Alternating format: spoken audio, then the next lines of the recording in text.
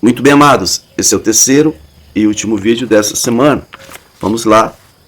Estamos na página 1050 da Bíblia em ordem cronológica, segunda viagem de Jesus pela Galileia. E vamos falar aqui da cura do servo de um centurião. Essa história está em Mateus 8, do 5 ao 13, e você vai encontrá-la também em Lucas 7, do versículo 1 ao versículo 10. Bom, diz que Jesus estava entrando em Cafarnaum. Na verdade, Jesus estava morando em Cafarnaum. Pedro morava em Cafarnaum. Pedro, André, Tiago e João moravam em Cafarnaum. Eram pescadores, né? Então, há muito tempo, Jesus já não está mais em Nazaré, que era perto de Maria, morando em Cafarnaum. Ele chegou em Cafarnaum e dirigiu-se a ele um centurião. Mateus 8, verso 5. E diz aqui a primeira versão que ele estava pedindo ajuda, que o servo dele estava paralítico, terrivelmente, né, paralítico e sofrendo. Verso 7 diz que Jesus falou: eu irei curá-lo. Aí o centurião diz: Senhor, não tenho dignidade para te receber debaixo do meu teto. Eu gosto mais da versão do Lucas, do 7, do 1 ao 10. Diz que quando ele terminou de dizer tudo isto ao povo, ou seja, terminou o Sermão do Monte, Jesus entrou em Cafarnaum.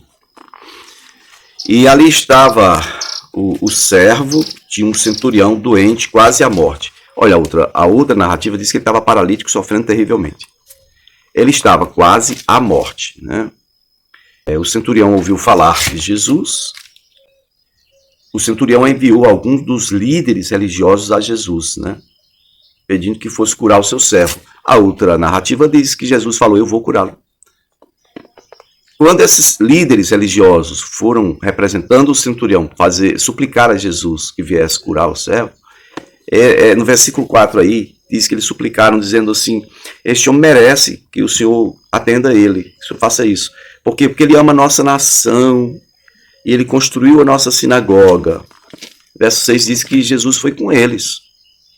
Já estava perto da casa quando o centurião mandou amigos, não é escravos, amigos dizerem a Jesus: Senhor, não te incomodes, pois não mereço receber-te debaixo do meu teto. Por isso, nem me considerei digno de ir ao teu encontro. Mas dize uma só palavra e o meu servo será curado, pois eu também sou homem sujeito à autoridade e com soldados sob meu comando. Digo a um: vai, ele vai, digo a outro: vem, ele vem. Digo ao meu servo: faça isso, ele faz. Então, ao ver isso, Jesus admirou-se dele. Voltando para a multidão que o seguia, Jesus falou: nem em Israel encontrei tamanha fé. Então os homens que haviam sido enviados voltaram para casa e encontraram o servo restabelecido. Há uma questão aqui que a gente precisa clarear para a mente de você não embaçar com o entendimento que você tem sobre isto aqui, ok? Bom, nós estamos falando do ministério de Jesus. Estamos falando de curas e curas e milagres e mais milagres. Mas não estamos falando claramente em soteriologia, ou a doutrina do salvação, né, do pecado. Não estamos falando claramente disso, e nem objetivamente, nem diretamente disso. Eu queria que você analisasse comigo a situação desse cidadão, que é um cidadão que é amigo da nação. Ele fez a sinagoga, ou seja, ele usou, né, a centúria, os soldados romanos que tinha sob o comando e liderança dele, para construir aquilo lá, a sinagoga dos judeus, tá? Então ele era amigo dos judeus, ele era muito aceito pelos judeus pelas obras que ele fizera anteriormente. Então o cara tem boas obras. Porém, eu quero que você medite aí. Tem boas obras, tem amigos judeus, mas quer continuar vivendo no pecado. Tem muita gente enganada pensando que pelo fato de fazer boas obras, de ser amigo da igreja, vai ter um lugar no céu. Tem muita gente enganada. Gente, o inferno vai estar cheio de pessoas com boa intenção. E ainda tem outros que pensam que pelo fato de ter recebido de Jesus uma resposta positiva com relação a uma cura que nem era para ele, era para o escravo dele, esse cara foi salvo. Foi que dia? De onde foi que tiraram isso?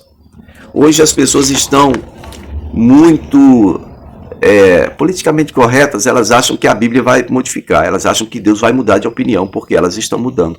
Olhe, primeiro, Deus, ele é imutável, ele é a máxima da perfeição, não tem o que mudar, tá? Os seus princípios e conceitos já foram estabelecidos e não irão mudar nem alterar em coisa alguma. Não há sombra de variação nele, ele já é perfeito, ok? Agora, preste atenção. Tem um texto na Bíblia que diz assim: pela graça sois salvos, mediante a fé. Isso não vem de vós, é dom de Deus, não vem das obras para que ninguém se glorie. É uma pena que essa fé que admirou o próprio Senhor Jesus, é uma fé que tem a ver com a administração de autoridade. Ele diz: eu sou um homem sujeito à autoridade e que tenho soldados submetidos à minha autoridade. Eu mando e eles obedecem, né? É incrível, uma fé que Jesus chega a declarar que nem todo Israel encontrou uma fé como a deste centurião. Bom, mas esta fé que ele teve aqui, proveniente da autoridade, do uso e autoridade, foi para a cura de um escravo e não para a salvação dele. Diga uma palavra e o meu servo será salvo. Salvação eterna? Não. Ali é salvação, é livramento temporal. É uma cura temporal, certo? Então, meus queridos, não dizem em relação a ele. As pessoas ficam querendo colocar o cara como o salvo. O salvo coisa nenhuma. O sujeito que diz para Jesus: eu não tenho dignidade que o senhor entre em minha casa. Por isso que eu não me achei digno nem de ir falar com o senhor, eu pedi que outros fossem. Ou seja, ele já está reconhecendo que a situação dele é de muito pecado e é ultrajante aos olhos de Deus a vida degradante de pecado que ele leva. Está perto da salvação? Está. Porque está escrito que sem arrependimento não há remissão de pecados. Se ele já reconhece a sua situação de pecado, tem meio caminho andado. Agora, confessar e deixar aquela vida, aí é outros 500, né, negada? Aí é outra coisa. É como a questão do jovem rico. Uma coisa é saber o que a Bíblia diz, tudo lá direitinho. A outra coisa é fazer o que é necessário. Está faltando uma coisa para você. Faz o quê? Se arrepende dessa sua vida, centurião.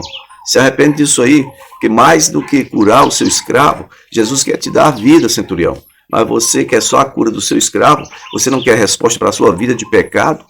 Para a sua vida de caminhos criados por você mesmo? Sendo guiado pelo seu próprio pensamento? Querendo viver da sua forma, do seu jeito, centurião? Bom, então que centurião, hein? Que centurião. Olha aí, tá bom? É isso aí. Vamos então aqui, foi a primeira coisa que acontece aqui, quando ele chega em Cafarnaum, né? É o início da segunda jornada. Porque a primeira jornada, a primeira turnê, foi quando Jesus voltou da primeira Páscoa, né? Tá? Ele ficou andando pela Galileia. Aqui é a segunda Páscoa. Aqui já passou a segunda Páscoa. Versículo 11. Eu lhes digo que muitos virão do Oriente, do Ocidente, e se assentarão à mesa com Abraão, Isaque e Jacó, no reino dos céus. Mas os súditos do reino serão lançados para fora, nas trevas, onde haverá choro e ranger de dentes. E aí Jesus disse ao centurião: vá, como você criou, assim lhe será feito, assim acontecerá. E na mesma hora o seu servo foi curado. Ok. Sigamos aqui então, vamos ainda na Galileia, a ressurreição do filho da viúva da cidade de Naim. O texto está em Lucas, no capítulo 7, do versículo 11 ao 17. Diz que logo depois Jesus foi a uma cidade chamada Naim, e com ele iam seus discípulos e uma grande multidão. E ao se aproximar da porta da cidade, estava saindo o enterro do filho único de uma viúva. Então uma grande multidão da cidade estava com ela. Ou seja, uma grande multidão vinha com Jesus e uma grande multidão ia saindo da cidade para o sepultamento do jovem.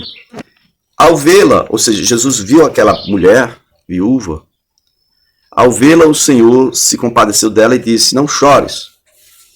Depois aproximou-se, tocou o caixão, e os que carregavam o caixão pararam. Então Jesus disse: jovem, eu lhe digo, levante-se. O jovem sentou-se e começou a conversar. E Jesus o entregou à sua mãe. Depois todos ficaram cheios de temor e louvavam a Deus, dizendo que um grande profeta levantou-se entre nós. Diziam eles, né? Deus interveio em favor do seu povo. E estas notícias sobre Jesus espalharam-se por toda a Judéia e regiões circunvizinhas. Bom, o que nós temos aqui para colocar para você sobre esse evento? É simples. Nenhum intérprete da lei, fariseu, saduceu, helenita, nenhum religioso ousaria chegar perto daquele caixão a menos de 2 metros. Por quê? Porque se encostasse no caixão ou no próprio morto, a pessoa se tornaria impura. É a lei da purificação. A pessoa se tornaria impura, gente. Teria que depois se limpar lá, sei lá, 7 dias. Que coisa horrível. Porém, Jesus agora está trazendo para o povo uma doutrina que ela vem com autoridade, com poder. Ou seja, ele não está só dizendo que se eu sou enviado de Deus, eu posso tocar em um morto e ao invés de eu ficar impuro, eu vou purificá-lo da morte. Ele não está só dizendo isso, ele está mostrando, ele está comprovando essa verdade. E aí é onde as pessoas não querem aceitar, porque essa é uma nova doutrina. Compreendem, queridos? É uma nova doutrina. Bom, então Jesus ele discorre sobre vários assuntos. Nós vamos em Mateus capítulo 11, versículo 2 ao 15, onde ele vai falar sobre um elogio a João Batista. Vamos lá. Mateus 11, 2 diz: João, ao ouvir na prisão que Cristo estava fazendo, enviou seus discípulos para lhe perguntarem: És tu aquele que haveria de vir, ou devemos esperar algum outro? Jesus respondeu: Voltem e anunciem a João que vocês estão ouvindo e vendo. Os cegos veem, os mancos andam, os leprosos são purificados, os surdos ouvem, os mortos são ressuscitados, e as boas novas são pregadas aos pobres. E feliz é aquele que não se escandaliza por minha causa. Enquanto saíam os discípulos de João, Jesus começou a falar à multidão a respeito de João. Né? Antes da gente seguir aqui sobre o testemunho que Jesus dá a respeito de João, eu queria dizer para você que o mesmo texto está em Lucas 7, do 18 ao 30, certo? Diz que só que a única mudança aqui diz que quando eles chegaram e perguntaram a Jesus, Jesus começou a curar. Está lá no versículo 21 de Lucas 7. Jesus começou a curar as pessoas que tinham muitos males, doenças graves, espíritos malignos. Concedeu visão a muitos que eram cegos. E aí, então, depois, ele manda esses discípulos de João voltarem e dizerem a João o que eles viram e ouviram. Ok? Esse texto, para alguns, é intrigante, porque eu já ouvi muita gente, inclusive falando mal mesmo de João Batista, dizendo como ele vacilou. No final, que estava preso, entrou em dúvida, não sabia se Jesus era o Cristo. Gente, eu acho que isso aqui, essa interpretação é fruto de desinformação. Desinformação. Eu sou uma pessoa de Deus, embora tenha minhas limitações e falhas, e faltas, mas tudo que Deus me revelou, desde o início da minha caminhada com o Senhor, eu nunca esqueço. E uma das coisas mais interessantes, por exemplo, quando eu confessei a Jesus, foi numa pregação, quando eu me entreguei mesmo, foi numa pregação feita pelo pastor Clóvis Florindo de Avelar, meu pai na fé. Tá? E isso aconteceu lá em Sobradinho. Eu lembro o texto, ele estava pregando em João no capítulo 15, gente. Vamos para frente. No próximo vídeo a gente continua sobre essa questão de revelação de Deus e o testemunho de Jesus para João Batista.